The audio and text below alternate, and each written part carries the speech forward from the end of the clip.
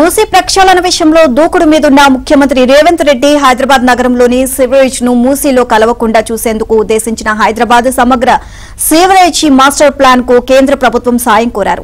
Master plan ను అమృత్ 2.0లో చేర్చి ఆర్థిక సహాయం అందించాలని కేంద్ర పట్టణాభివృద్ది మంత్రి మనోహర్ లాల్ ఖట్టర్ ను అభ్యర్థించారు. నక్సల్స్ ప్రభావిత ప్రాంతాల ముఖ్యమంత్రుల సమావేశంలో పాల్గొనేందుకు ఢిల్లీకి వచ్చిన రేవంత్ రెడ్డి సోమవారం నిర్మాణ్ భవన్ లో ఖట్టర్ తో భేటీ అయ్యారు. హైదరాబాద్ తో పాటు సమీప 27 పురపాలక సంఘాలతో కలుపుకొని 7444 కిలోమీటర్ల మేర 17,212.69 కోట్లతో సిఎస్ఎంపీకి డిపిఆర్ ను రూపొందించినట్లు తెలియజేశారు. సదరు డిపిఆర్ ను కేంద్ర మంత్రికి సీఎం అందజేశారు. ఓవరాల్ ఇదే అంశానికి సంబంధించి మరిన్ని అప్డేట్స్ మా కరెస్పాండెంట్ నర్సింగ్రావు నాయుడు తెలుసుకుందాం. నర్సింగ్రావు, అప్డేట్స్ ఏంటి ఈ అంశానికి సంబంధించి? నిన్న ఢిల్లీకి వెళ్ళినటువంటి సీఎం రేవంత్ రెడ్డి ఈ జర్నలిజం సంబంధించి కేంద్ర హోంమంత్రిత్వ శాఖ ఏర్పాటు చేసినటువంటి సదస్సుకు హాజరయ్యారు. ఇక ఇదే క్రమంలో పట్టణాభివృద్ధి శాఖ మంత్రి మనోహర్ లాల్ ఖట్టర్ కలిశారు. హోంశాఖ మంత్రి అమిత్ షాను కూడా కలిశారు. తెలంగాణ రాష్ట్రానికి సంబంధించి అభివృద్ధి కార్యక్రమాలకు సహాయాన్ని కోరారు. సో అందులో భాగంగా మూసీ సమగ్రంగా అభివృద్ధి చేయడం కోసం ఒక డిపిఆర్ సిద్ధం చేసినటువంటి తెలంగాణ ప్రభుత్వము, ప్రధానంగా ముఖ్యమంత్రి రేవంత్ రెడ్డి ఈ సమావేశంలో ఆ డిపిఆర్ ని అందజేశారు.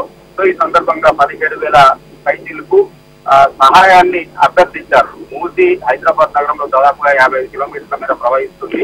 దాదాపుగా 110 కిలోమీటర్ల మేర అందులో ఉరువచ్చి చేస్తా ఉంది. దాన్ని ట్రీట్మెంట్ చేయడం కోసము ఒక సమగ్రమైనటువంటి ప్రాజెక్ట్ ను మూసీ ప్రాజెక్ట్ ను రూపొందిస్తున్నాము. కాబట్టి దీనికి కేంద్ర సహాయం కావాలని చెప్పి కోరారు. 17,000 కోట్ల సహాయం అందించాలని చెప్పి అభ్యర్థించారు. దాంతో పాటుగా ఇంత బల అభివృద్ధి కార్యక్రమాలకు సంబంధించి సహాయాన్ని ఆయన అభ్యర్థించారు. సో ఇటు జర్నలిజానికి సంబంధించి కూడా, ఇటు వామపక్ష ఉగ్రవాదానికి సంబంధించినటువంటి నిర్మూలన కోసం కూడా సహాయాన్ని అందించాలని కోరారు. అంతేకాకుండా ఐపీఎస్ ల సంఖ్యను కూడా తెలంగాణ రాష్ట్రానికి పెంచాలని చెప్పి అభ్యర్థించారు హోంమంత్రితో. దాదాపుగా 29 మంది అదనపు ఐపీఎస్ పోస్టులని తెలంగాణకు కేటాయించాలని చెప్పి ముఖ్యమంత్రి రేవంత్ రెడ్డి హోంశాఖ మంత్రి అమిత్ షాను అభ్యర్థించారు. సో ఇటు మెట్రో 2వ దశకు కూడా సహాయం కావాలని కోరారు. దాంతో పాటుగా ఇటీవల కురిసినటువంటి వర్షాల వల్ల తీవ్రంగా నష్టం జరిగింది. ఇటు పంట నష్టం జరిగింది, ప్రాణ నష్టం జరిగింది, మూగ జీవాల నష్టం జరిగింది, రోడ్ల డ్యామేజ్ జరిగింది.